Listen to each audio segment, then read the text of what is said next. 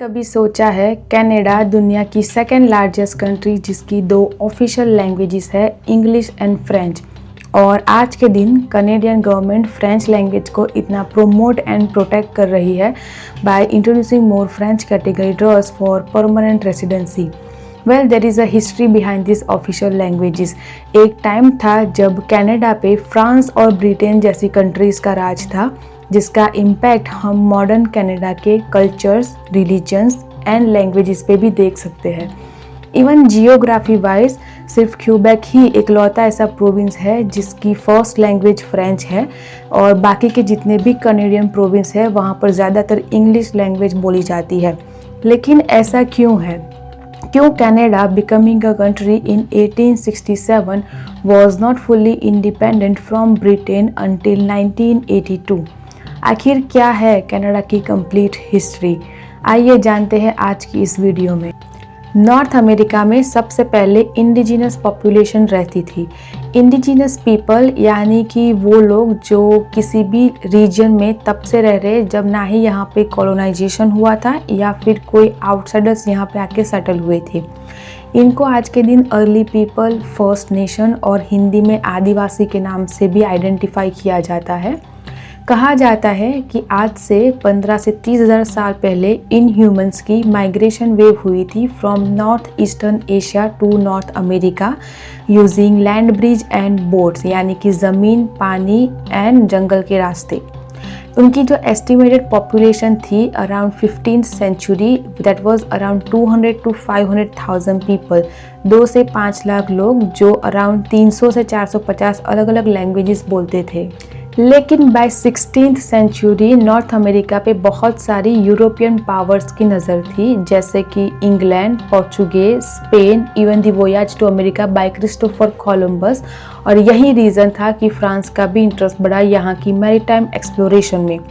उस टाइम पे फ्रांस के किंग ने एक फ्रेंच एक्सप्लोरर जैक कास्टियर को यहाँ भेजा विथ 2 ऑब्जेक्टिव्स। फर्स्ट कि उसको एक पैसेज ढूंढना है जो एशियन कंट्रीज़ को जाता हो, एंड सेकंड उसको ऐसे कंट्रीज़ एंड आइलैंड्स डिस्कवर करने हैं जहाँ पे ज़्यादा गोल्ड एंड रिचेस हो।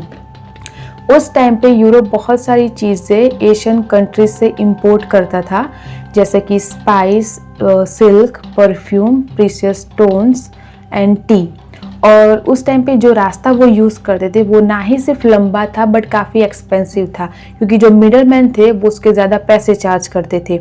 और यही रीज़न था कि फ्रांस एक अल्टरनेटिव रास्ता ढूंढ रहा था जहाँ से वो सेम प्रोडक्ट रीजनेबल प्राइस में इंपोर्ट कर सकते हैं। जैक कास्टियर ने टोटल 3 वोयाज की थी नॉर्थ अमेरिका की, एंड इन 1534 ही travel up to Saint Laurent river to Stadacona, जो आज के दिन क्यूबेक सिटी की साइट है, एंड वहाँ से उसने कंटिन्यू किया टू होचलागा, जो आज के दिन मॉन्ट्रियल सिटी है। बट अनफॉर्चुनेटली वो यहाँ पे एक परमानेंट कॉलोनी बिल्ड नहीं कर पाया because of harsh winters. In fact जो कुछ लोग उसके साथ गए थे उसमें से काफ़ी लोगों की मौत हो गई इस विंटर के चलते। सो एट द एंड उसको फ्रांस वापस लौटना पड़ा।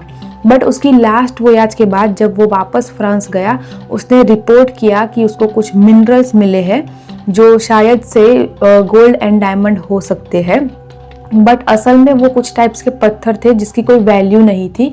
और यही रीज़न था कि फ्रांस ने अपना इंटरेस्ट लूज़ कर दिया इस डिस्टेंट लैंड से अंटिल 16th सेंचुरी। लेकिन इस बीच फ्रांस यहाँ की फ़िशिंग रिसोर्सेज में काफ़ी इंटरेस्टेड था। इनफैक्ट जो फ्रेंच फिशरमैन्स थे वो यहाँ पे फ़िशिंग करते थे, और इसी बीच उन्होंने यहाँ की इंडिजिनस ट्राइब्स के साथ कॉन्टैक्ट्स बनाए और उनसे वो फर खरीद के यूरोप में बेचते थे। उस टाइम पे यूरोप में बीवर फर की ज़्यादा डिमांड थी। वो उसका यूज़ करते थे हैट और कोट बनाने के लिए, जो एक स्टेटस सिंबल था और काफ़ी एक्सपेंसिव भी था।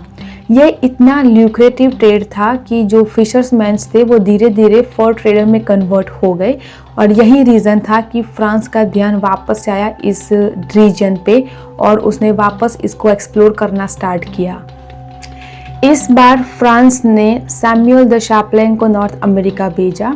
सैमुअल द शापलेन जिनका बर्थ हुआ था 1567 फ्रांस में, और उनकी डेथ हुई थी 25 December 1635 in Quebec city, 1 year after being paralysed by stroke on Christmas. Samuel de Champlain ने मल्टीपल वोयाज की नॉर्थ अमेरिका की और बाद में 1608 में जाके उन्होंने एक परमानेंट सेटलमेंट की इन क्यूबेक सिटी, जिसको उन्होंने नाम दिया न्यू फ्रांस। बाद में जाके उनको फादर ऑफ न्यू फ्रांस का भी टाइटल मिला। जैक कास्सियर की तरह इनका भी जो मेन ऑब्जेक्टिव था वो था एक अल्टरनेटिव पैसेज ढूंढना। इसके अलावा वो यहाँ की जो इंडिजिनस ट्राइब्स थी उनके साथ रिलेशनशिप स्ट्रेंथन कर रहे थे फॉर ट्रेड पर्पस, और उनका जो मेन फोकस था वो था एक परमानेंट सेटलमेंट करना which was new France. In 1663 after 55 years of building new France, यहाँ की पॉपुलेशन सिर्फ 3000 थी, जिसमें से 1250 बच्चे थे जो यहाँ पे ही बॉर्न हुए थे। दैट मीन्स इनकी पॉपुलेशन एंड बर्थ रेट दोनों ही कम थी। लेकिन इसके सामने जो ईयरली एंटिसिपेटेड रेवेन्यू था दैट वाज अराउंड 5 मिलियन लीव्र। लीव्र उस टाइम पे फ्रांस का करेंसी यूनिट था और ये रेवेन्यू जनरेट होता था अलग अलग ट्रेड से, जैसे कि forestry, fishing, mining, hemp, cloth and fur. इसके अलावा जो इंडिजिनस पॉपुलेशन थी वो भी धीरे धीरे कम हो रही थी because of war and diseases. Prior to colonization यहाँ की जो पॉपुलेशन थी इनकी हीलिंग सिस्टम काफ़ी स्ट्रॉन्ग थी, काफ़ी डाइवर्स थी। बट जब यूरोपियंस नॉर्थ अमेरिका में आए they introduce unfamiliar illnesses like small pox and influenza, जिसके सामने लड़ने के लिए उनका इम्यून सिस्टम काफ़ी वीक था और इसी वजह से उनकी मौत होने लगी। इसके अलावा वॉर की बात हम वीडियो में आगे करेंगे कि कैसे वॉर की वजह से भी इंडिजिनस पॉपुलेशन धीरे धीरे कम होने लगी। न्यू फ्रांस की पॉपुलेशन बढ़ाने के लिए उस टाइम पे फ्रांस के किंग लुई द 14th जो सिर्फ 20 साल के थे, उन्होंने एक डिसीजन लिया जिसके चलते 400 सोल्जर्स जो न्यू फ्रांस में थे उनको वहीं रहने का ऑर्डर मिला। इसके अलावा उन्होंने एक माइग्रेशन करी जिसमें 850 लड़कियों को फ्रांस से न्यू फ्रांस मूव किया, जिनकी उम्र 20 साल के आसपास थी, to encourage high birth rate. 20 साल बाद फ्रांस को इसके रिजल्ट्स देखने को मिले जब न्यू फ्रांस की पॉपुलेशन में लड़के और लड़कियों का जो नंबर था वो ऑलमोस्ट इक्वल था और जो बर्थ रेट था दैट वेंट ऑलमोस्ट टू 90%। लेकिन जब फ्रांस ईस्टर्न कनाडा कंट्रोल कर रहा था एज अ न्यू फ्रांस, उसी समय Atlantic coast of present day Canada Britain के अंडर था, जिसमें Nova Scotia, Newfoundland and Labrador and part of New Brunswick included था। अक्सर इन दोनों के बीच में राइवलरी देखी गई है for fur and fishing trade and military control for this regions. और यहाँ पे स्टार्ट होती है दी 7 years वॉर जो लड़ी गई थी 1756 से 1763 के बीच। अगर हम पर्टिकुलरली नॉर्थ अमेरिका की बात करें तो ब्रिटेन और फ्रांस अपने इंडिजिनस अलायंस के साथ मिलकर सुप्रीमेसी के लिए लड़ रहे थे, जहाँ पे ब्रिटेन का एम था कि वो फ्रांस को कम्प्लीटली डिस्ट्रॉय कर दे एज अ कॉमर्शियल राइवल। यहाँ पे जिस इंडिजिनस अलायंस की मैं बात कर रही हूँ ये वो लोग हैं जो इस लड़ाई में फ्रांस और ब्रिटेन को सपोर्ट कर रहे थे और इसी वॉर के चलते उनमें से काफ़ी लोगों की मौत हो गई, जिसकी बात मैंने वीडियो में आगे करी थी। वॉर के स्टार्टिंग में फ्रांस ने अपनी इंडिजिनस अलायंस के साथ मिलकर काफ़ी अच्छी विक्ट्रीज हासिल की, जैसे कि Fort Oswego which is located on Lake Ontario. इसके अलावा Fort William Henry which was located on Lake George.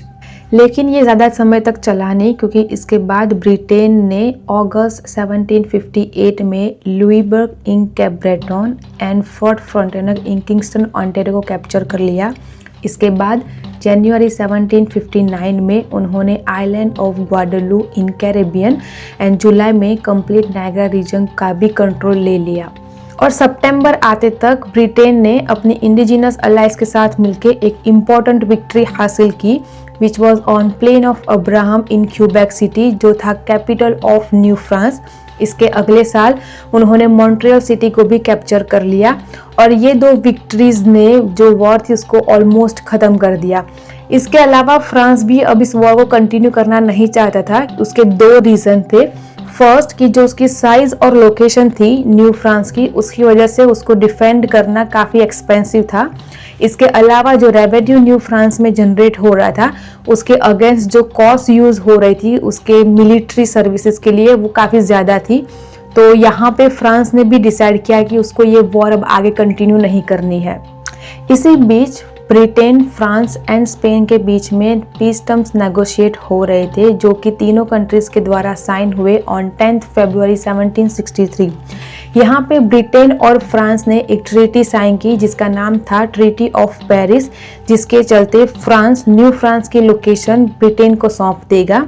और यहाँ पे इस ट्रीटी के साइन होने के बाद फ्रांस और ब्रिटेन का 7 ईयर वॉर खत्म हो गया। इसके अलावा जो फ्रांस की पॉलिटिकल पावर थी नॉर्थ अमेरिका में वो भी खत्म हो गई। स्टार्टिंग में ब्रिटेन ने ट्राई किया कि जो फ्रेंच सेटलर्स है इन क्यूबेक वो इंग्लिश कस्टम्स अडॉप्ट करे। इनफैक्ट जो लॉज लिखे गए थे वहाँ पे इंग्लिश एंड कैथोलिक टर्म्स का यूज हुआ था।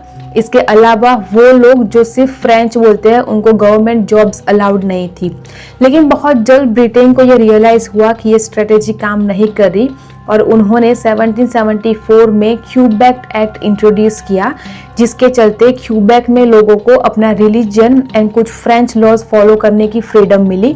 और यहाँ पे शुरुआत होती है Canada becoming a legally bilingual and bicultural nation. इसके अलावा ब्रिटिश किंग जॉर्ज III ने एक और लॉ पास किया which was the proclamation of 1763 in favour of indigenous population. इस लॉ के अकॉर्डिंग वो लैंड जो ब्रिटेन नॉर्थ अमेरिका में यूज नहीं कर रही वो इंडिजिनियस ट्राइब्स को बिलोंग करती है, बट इन केस अगर उनको वो लैंड सेल करनी है तो वो ब्रिटेन या किंग को ही कर सकते हैं। इस लॉ के बाद जो ब्रिटेन और इंडिजिनस ट्राइब्स थी उनके रिलेशनशिप्स काफ़ी इम्प्रूव हो गए।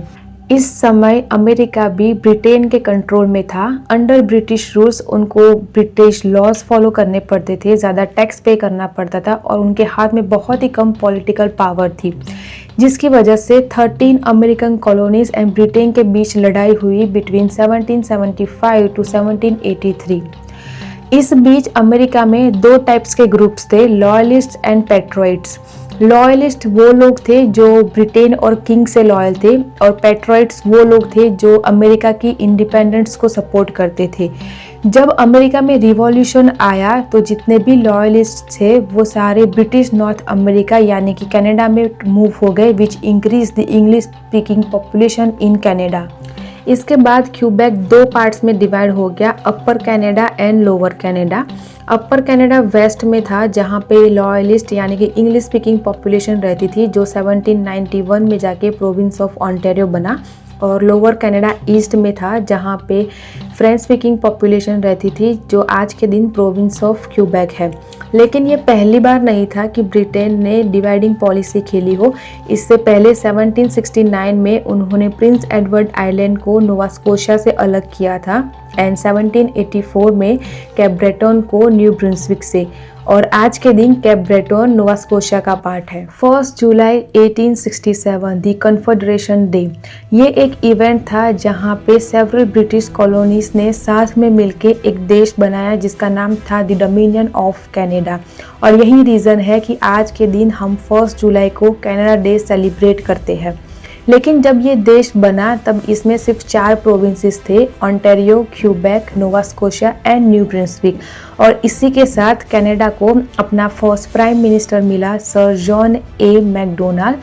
इन्होंने बाद में जाके काफ़ी हेल्प करी बाकी ब्रिटिश कॉलोनीज़ को यूनाइट करने में, और बाय 1999 6 और प्रोविंस एंड 3 अलग अलग टेरिटरीज ने इस कॉन्फेडरेशन को ज्वाइन किया और आज के दिन का मॉडर्न कनाडा कंप्लीट हुआ। लेकिन क्या कभी आपने सोचा है कि कनाडा नाम कहाँ से आया?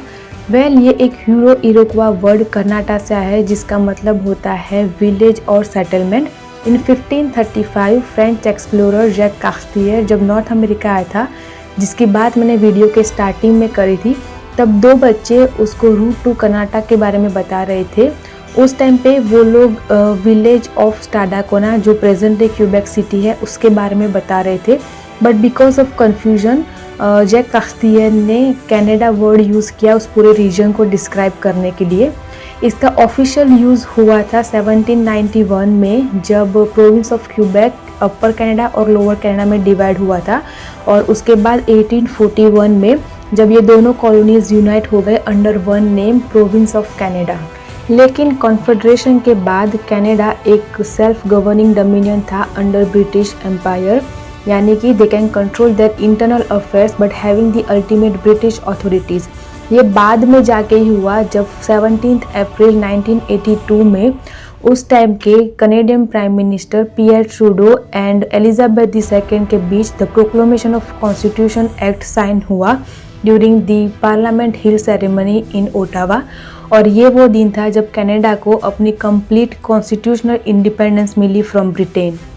तो ये थी कनाडा की कंप्लीट हिस्ट्री। आज के दिन Canada is a home to many immigrants and became a diverse country globally.